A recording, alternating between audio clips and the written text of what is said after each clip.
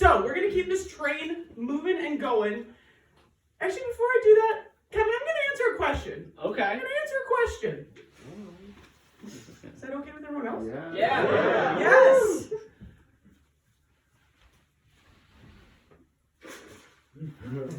Jeez, we need some sound in this room. What do you wish upon your second worst enemy? Wow! I like that's the implication it has to be my second worst. Right? Does that imply that I wanted the first one dead, but the second one I just want them to have like bad acne? Right? Like, only that Becky girl is not as bad as Cindy, but like, it's a little worse. She didn't look so pretty. Oh, I'm just bringing high school to this situation. Sorry. But awesome. Well, our next comic is someone that you know and love from these shows that we put on together. He just performed at the Boston Comedy Festival. Please give it up for Kevin Turner!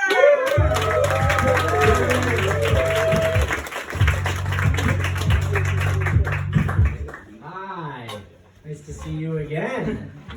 I'm not good at first impressions. The first time I met my parents, I cried. It's true. I'm a military veteran, so I got to celebrate Veterans Day yesterday. You don't know what I did. You don't know my life story. No, it's true. I have two brothers, both Marines, both deployed, both got injured on deployment, and I got arrested. So, you know, to each their own, to each their own. It's always funny saying, like, you're a veteran in different places. Like, whenever I go to conservative towns, I say I'm a veteran, and I was like, whoa, how many guns you have? And then when I go to little towns, I say I'm a veteran, they're like, well, let's see if you're racist first. Conservative towns like, what, you ain't all right, man, we're shit! Liberal towns like, did you storm the Capitol?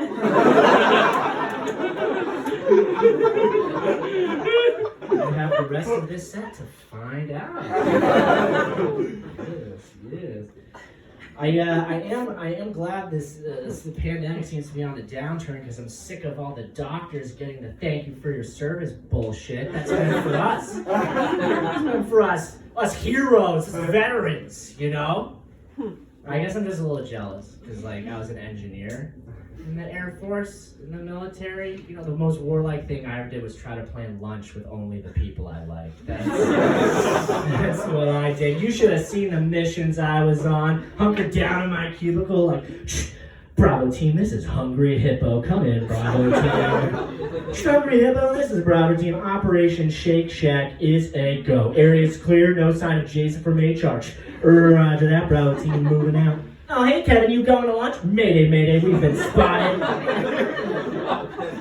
I need email support now. Roger that, Hungry Hippo. Ting! Oh, you know what, Kevin, looks like someone left me a burrito in the break room. I'm just gonna hang back. Bravo team, you've done it again. Area is clear for takeout. Let's bring those burgers home, baby. It's my life story. Engineer. I never saw a battle, which is good. You don't want an engineer in battle. I'm not the right person for it. Like, if I was ever in the trenches and they're like, go, go, go, I'd be like, but I just got my sand pile organized. We need you to go now. Can I bring my TI-84? I can grasp the bullets.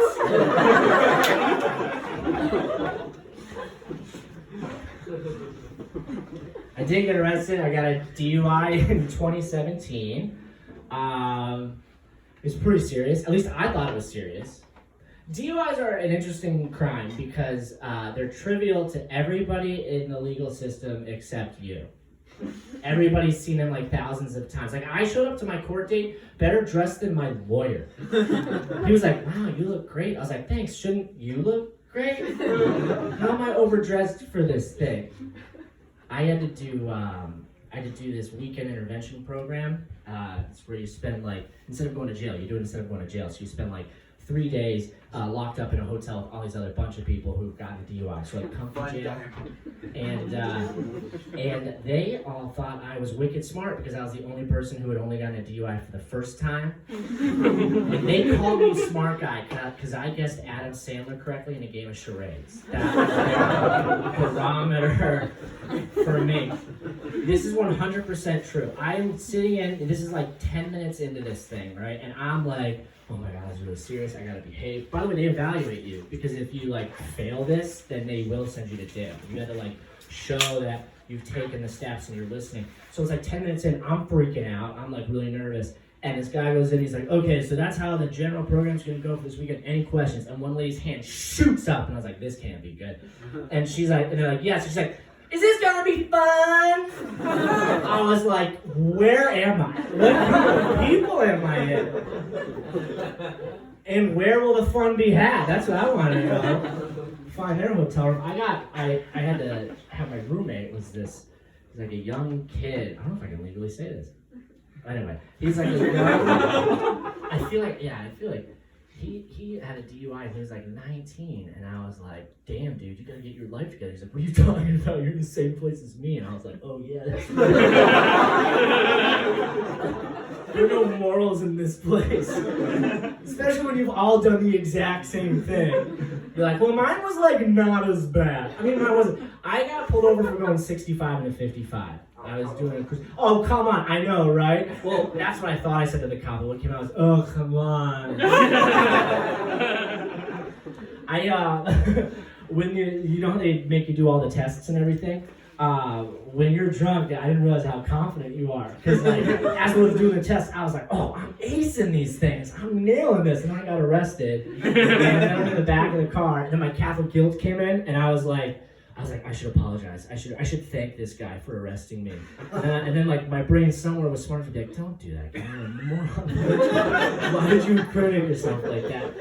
But so after it, the lawyer, he's like, hey, I got the tape from your arrest. Do you want to go over it so we can see if we can make a case? And I was like, okay.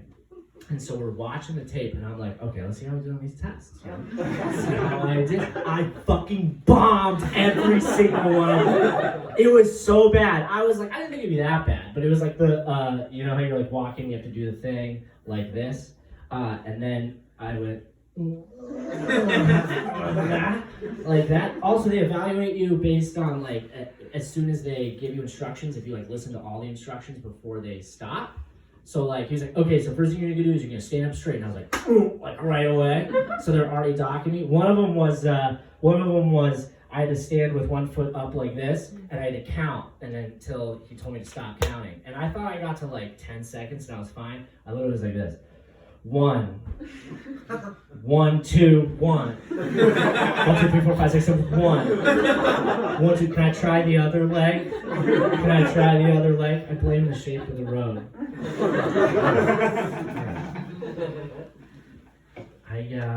A couple more stories. I'll ask a question right now. I'll ask in the middle. All right, here we go. Rapid fire. Smallest handwriting of all time. What was your most embarrassing? Boy, this could be tart, fart, taint. Does anyone know who asked this question? What was your most, whoever is asking, whoever wrote this is going, whatever this most embarrassing thing is, it's me right now. As he's reading this, I'll burn it. I'll do it. Okay. What is the 8th Amendment to the Constitution? I don't know! Military! Yeah. Well, the 8th Amendment's in the Bill of Rights. Let's see. Okay, yeah, I'm in a phase of my life, just things are getting monotonous. This is real. 2 nights ago, I had a dream. The entirety of my dream, I was just filling out a form. I was filling out a form for my car. Most of the dreams growing up, there's like dragons and like scary monsters and stuff. Now my worst thought is like, oh no, my insurance. The saddest part is I woke up and just like a kid, if you're having a good dream, I was like, no, wait, I need to finish that form. If I don't sign, how am I going to get my tires fixed on there? Okay. Also, the point of my life where everyone's getting married. My sister just got married. Yeah, she got married to a woman. Congratulations to her. It was really great. A beautiful wedding.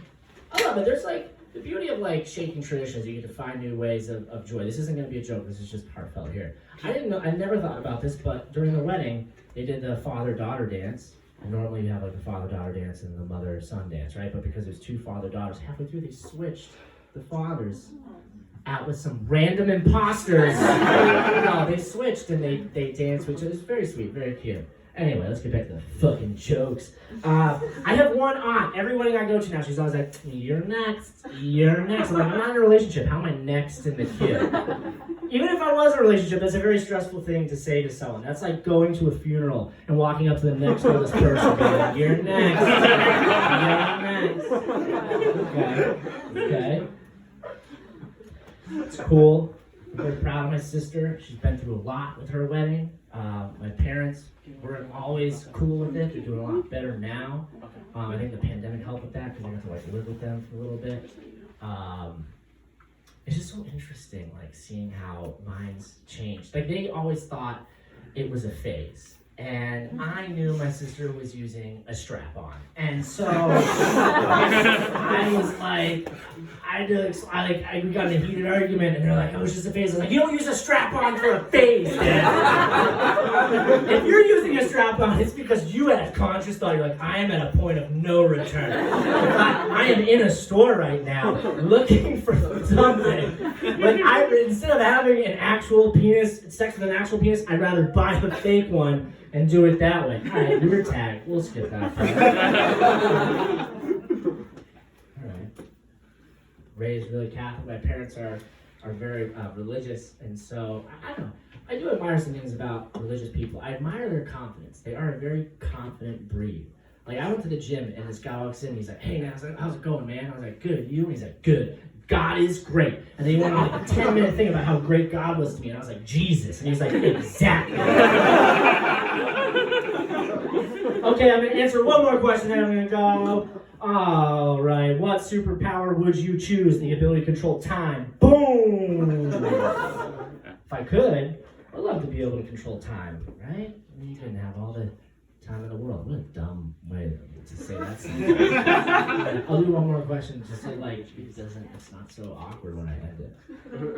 What was the worst decision you made last week? Not going back to that forum dream. Okay. You guys ready for your next comic for tonight? Woo! He writes for Hard Times. Please give it up for Nick Orlani.